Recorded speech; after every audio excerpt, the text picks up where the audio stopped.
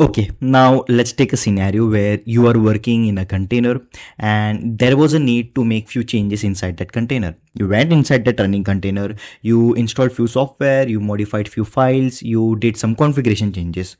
Now that you spent near an hour or two, you realize, how do I save this work? Is there any way to take a snapshot of this running container? So yes, Docker commit will give you the answer for the same. In this video, we are going to understand what actually is Docker commit, why it is used, and what is the power that it brings us into the plate, right? So let's discuss about Docker commit. This video, we are going to see the theoretical part of what actually Docker commit does, what it is capable of, what is layers in Docker images. And in the following video, we are going to do the hands-on so that it will give you the clarity about Docker commit. So without further ado, let's get started. Okay, so let us understand what is actually a Docker commit. So Docker commit is nothing but creating a new Docker image from a running container. Okay, so here basically just take an example of Notepad in Windows. So let's consider that there is a file name new.txt, and within that new.txt there is a text written as hello world. Now what will happen if I add more text onto it? So like hello world from Shubham, right? And when I click on save as, it will ask me for a new file name and a new file will be created. Let's say new text 2.txt, right? Likewise, Docker commit does the same. Okay, so basically here your container is your working file, that is new.txt, where the text is written and image is the saved version, right? So basically Docker commit will act as save as option in Windows that will create a new 2.txt. Right, so it is very much simple to understand. Now when we do the practical hands-on, it will make more sense because at that time you will be able to visualize what actually things are being done. Now we understand what actually is a Docker commit, but why we should consider and why do we need Docker commit? So let's take an example. You start a container, you make changes in it. That changes can be anything. You can install any software, you can modify a few files, and then suddenly container stops or it is deleted. The thing here is, the problem here is, since those changes were made in the running container, all those changes are lost. And as we are already aware of the nature of the container, containers are temporary by nature, right? Once the service is completed, once the process is completed, it by default goes into exited state. So how do we save the changes? Basically by converting them into an image.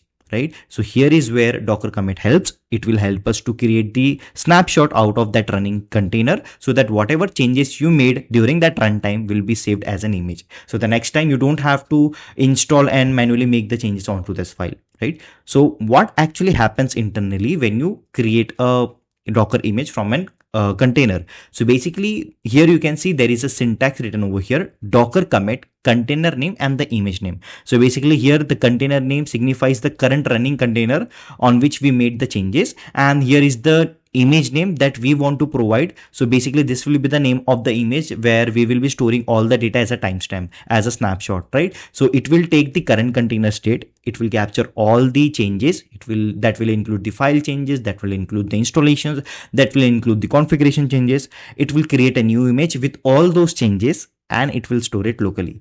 So by any chance, by any problem, okay, if the container stops or if the container gets deleted, you have that snapshot and now you can reuse that image anytime, and all those files, all those configuration will be handy. You don't have to worry about it. Now let us take one important concept about the container, that is image layers. Now as we are already aware that whenever we are pulling any image, whenever we are dealing with Docker image, we are actually dealing with the layers. So Docker images are made up of layers. So when you commit, a new layer is added on top of the existing one. Now let us take an example to understand. Now let us take the example of Ubuntu as your base image, and on top of it you install Nginx, and then you commit and you create a new image. So here your new image will be equals to your Ubuntu image plus Nginx layer. So next time when you run that new image, you don't have to install Nginx again. It will be present on that image by default. So that's the power of Docker commit, because you don't have to manually do that configuration, do that installation again. Now when we should use Docker commit? So we can use Docker commit when we are experimenting something, we are debugging something, we want quickly resolution and we want to save the container state, and if we want to create quick custom image. So it is very useful for quick state save and for testing. But here we understand when to use it, but when not to use Docker commit. So basically, the general term in production, we usually do not use Docker commit because those changes are not reproducible. Now, what do I mean by that? Now, let's say that a DevOps engineer A made changes into that running container. He created a snapshot out of it. But if someone else comes and join and runs that container, he doesn't know what changes are being made. And that's the reason we are not using Docker commit into the production. So that's the reason it is not reproducible. There is no clear history or track of changes, and it is hard to track what was modified and who modified it. So instead of that, we make a wonderful use of Docker file. It is clean, it is version control, and it is automated. Now, what is a Docker file? That is something that we are going to cover in the coming lecture. But for now, just understand Docker file is a regular file where we wrote down all the instruction that we want to make within an image, within a container. And when executed, it will create an image. And when executed, it will create a container. So from Docker file, it will create an image, and from that image, we will create a container. So that is an alternative that we have that we actually use into the production. Now let us take a real world use case.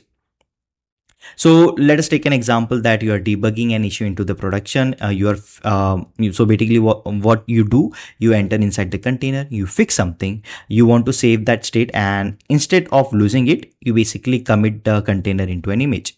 Then later you can analyze, you can share, you can reproduce the issue, and it is very much helpful for a debugging scenario. So here you don't have to wait, you can directly share it with the people. Right? So that was one of the use case that we can use. However, it is highly recommended not to use Docker commit into the production.